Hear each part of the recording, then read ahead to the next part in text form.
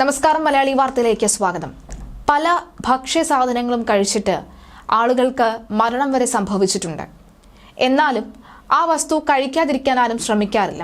ഇവിടെ അങ്ങനെ ഭയപ്പെടേണ്ട കാര്യമൊന്നും ഇല്ലാത്ത ഭക്ഷണം പോലും കഴിച്ചിട്ട് ചിലരുടെ ജീവൻ ആപത്ത് വരുന്ന സാഹചര്യം ഉണ്ടായിട്ടുണ്ട്. ചുരുക്കത്തിൽ ചൂരമീൻ കഴിച്ചിട്ട് സംഭവിക്കുന്നു.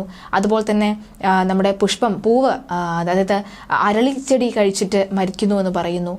അങ്ങനെ അനവധി കാര്യങ്ങൾ ഭക്ഷ്യ വസ്തുക്കൾ കഴിച്ചിട്ട് മരണം സംഭവിക്കുന്നുണ്ട് എന്ന് പലരും പറയാറുണ്ട്. അതിലൊന്നാണ് കുമിൾ അഥവാ കൂൺ എന്നറിയപ്പെടുന്നു, മഷ്റൂം എന്നറിയപ്പെടുന്ന കൂൺ. പലതരത്തിലുള്ള കൂണുണ്ട്. അതിൽ പ്രധാനപ്പെട്ടതും വിഷക്കൂണുണ്ട്. അവ കണ്ടെത്തി കഴിക്കാതിരിക്കുന്നതാണ് എപ്പോഴും നല്ലത്. എന്നാൽ കഴിഞ്ഞ ദിവസം തിരുവനന്തപുരത്ത് അത്തരമൊരു വാർത്ത പുറത്തു വരികയാണ്.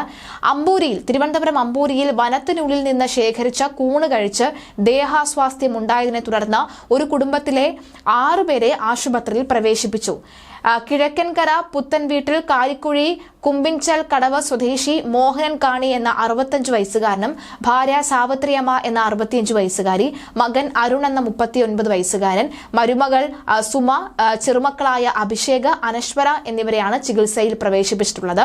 വ്യാഴാഴ്ച രാവിലെ വനത്തിനുള്ളിൽ നിന്ന് കൂണ് ശേഖരിച്ച് പാചകം ചെയ്ത് കഴിക്കുകയായിരുന്നു ഇവർ. വിഷക്കൂണായിരുന്നു എന്നാണ് വിവരം. തുടർന്ന് ദേഹാസ്വാസ്ഥ്യം അനുഭവപ്പെട്ട ഇവരെ ഉച്ചയ്ക്ക് 1 മണിയോടെ കാരക്കോണം മെഡിക്കൽ കോളേജ് ആശുപത്രിയിൽ എത്തിച്ചു. അഭിഷേകിന്റെയും അനശ്വരയുടെയും നില ഗുരുതരാവസ്ഥയിലാണ് എന്നാണ് പറയുന്നത്. കാരണം കുട്ടികൾക്ക് ഒരുപക്ഷെ ഈ കുമിൾ കഴിക്കാൻ വളരെ ഇഷ്ടമായിരിക്കും. കാരണം നമുക്ക് ഈ ഇറച്ചിയും മീനും ഒന്നും ഇല്ലാത്ത സമയങ്ങളിൽ നമ്മൾ എപ്പോഴും ഉപയോഗിക്കുന്ന വസ്തുവാണ് ഈ മഷ്റൂം കറി എന്ന് പറയുന്നത്. അതുകൊണ്ട് തന്നെ കുട്ടികൾ ഇത് വളരെ വലിയ രീതിയിൽ ആസ്വദിച്ച് കഴിക്കാറുമുണ്ട്. അങ്ങനെ അവർ ഒരുപക്ഷെ കഴിച്ചിട്ടുണ്ടാകണം. അതുപോലെ തന്നെ ചെറുപ്രായമാണ്, 14 13 വയസ്സ് മാത്രമൊക്കെയാണ് ഇവരുടെ പ്രായം. അതുകൊണ്ട് തന്നെ കുട്ടികളിൽ ഇത് പെട്ടെന്ന് അവരെ ബാധിച്ചിട്ടുണ്ടെന്നാണ് വിവരം. അതുകൊണ്ട് തന്നെയാണ് അവരുടെ നില ഗുരുതരമായി തന്നെ തുടരുന്നു. അവർക്ക് വേണ്ടിയിട്ടുള്ള എല്ലാ പരിചരണവും നൽകി വരുന്നുണ്ട് എന്നാണ് മെഡിക്കൽ കോളേജ് അധികൃതർ പറയുന്നത്. തുടർച്ചയായുള്ള ഛർദിയും രക്തസമ്മർദ്ദം താഴ്ന്ന നിലയിലുമാണ് അവരുടെ അവസ്ഥ. അടിയന്തര ചികിത്സ നൽകിയതിനെ തുടർന്ന് അപകട നില തരണം ചെയ്തു എന്നുള്ള ആശ്വാസപരമായിട്ടുള്ള വാർത്തയുമുണ്ട്. പക്ഷേ എന്നിരുന്നാലും ഇത് എനിക്ക് തോന്നുന്നു ഈ അമ്പൂരി എന്ന് പറയുന്നത് വളരെ ഈ മലയോര മേഖലകളിലുള്ളവരാണ്. അതുകൊണ്ട് തന്നെ അവരെ കൂടുതലും ആശ്രയിക്കുന്നതും വനത്തിൽ നിന്നുള്ള ഭക്ഷണങ്ങൾ അവർ കഴിക്കാറുണ്ട്. വനത്തിൽ നിന്ന് പഴങ്ങൾ ശേഖരിച്ച്, വനത്തിൽ നിന്ന് മറ്റ് വസ്തുക്കൾ, ഇത്തരത്തിലുള്ള വസ്തുക്കൾ ശേഖരിച്ചൊക്കെ തന്നെ ഭക്ഷണം കഴിക്കാറുണ്ട്. എനിക്ക് തോന്നുന്നു ഇതിന് മുൻപും ഒരുപക്ഷെ ഇത്തരത്തിൽ കൂണ് ഭക്ഷിച്ചിട്ടുണ്ടാകണം. അന്ന് ഒരുപക്ഷെ വിഷക്കൂണായിരുന്നിട്ടുണ്ടാകില്ല. എന്നാൽ ഇപ്പോൾ അവർ ശേഖരിച്ചത് വിഷക്കൂണാണ് എന്നതാണ്. അത് തിരിച്ചറിയാതെ പോയതാണ് അബദ്ധം പറ്റിയത്. വിഷക്കൂണുകൾ ഉണ്ട് എന്നുള്ളതാണ്. ചില കൂണുകൾ വിഷാംശമുള്ളവയാണ്. ഇവ ഭക്ഷ്യയോഗ്യമായ കൂണുകളുമായി രൂപത്തിലും നിറത്തിലും സാമ്യമുള്ളവയായിരിക്കും. അതാണ് അപകടം നിറഞ്ഞത്. വിഷാംശമുള്ള കൂണുകൾ കഴിക്കുന്നത് ദഹന സംബന്ധമായ അസ്വസ്ഥത മുതൽ മരണം വരെ കാരണമായേക്കും എന്നുള്ളതാണ്. അറിയാനുള്ള എളുപ്പ വഴികൾ: കൂണ് ശേഖരിക്കുമ്പോൾ പരിചയമില്ലാത്ത ഇനങ്ങൾ ഒഴിവാക്കണം എന്നുള്ളതാണ് പ്രധാന കാര്യം.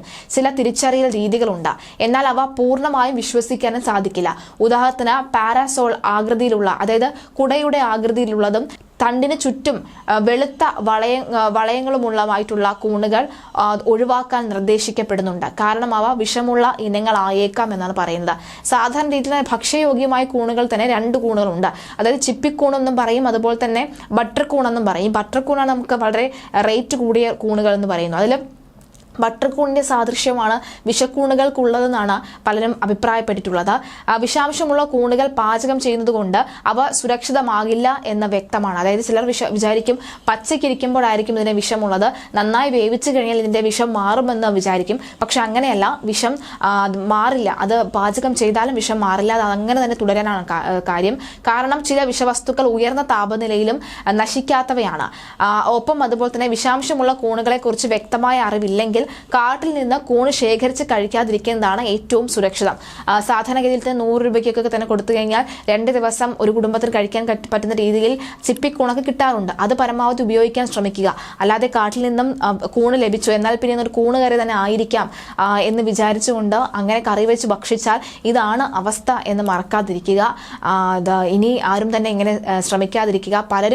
പല യൂട്യൂബ് വീഡിയോകളിൽ നമ്മൾ കണ്ടിട്ടുണ്ട്, കൂണുകൾ വീട്ടിന്റെ മുറ്റത്ത് വളർന്നു നിൽക്കുന്ന കൂണുകൾ പോകുന്നു, അത് പറിക്കുന്നു, കഴുകുന്നു, കറിവെക്കുന്നു, കഴിക്കുന്നു. ഇവയുടെ ദൃശ്യങ്ങളൊക്കെ തന്നെ നമ്മൾ സമൂഹ മാധ്യമങ്ങളിൽ കാണാറുണ്ട്. പക്ഷെ കൃത്യമായി അവ തന്നെ അപ്പോൾ നമ്മൾ വിചാരിക്കുക നമ്മുടെ മുറ്റത്തും ഉണ്ടല്ലോ കൂണ്, ഇന്ന് കറിക്ക് മറ്റൊന്നുമില്ല, എന്നാൽ പിന്നെ ഈ കൂണ് വാങ്ങി കഴിക്കാമല്ലോ എന്നൊക്കെ വിചാരിച്ച് വെച്ച് കഴിഞ്ഞാൽ ഇതായിരിക്കും അവസ്ഥ എന്ന് ആരും മറക്കരുത്.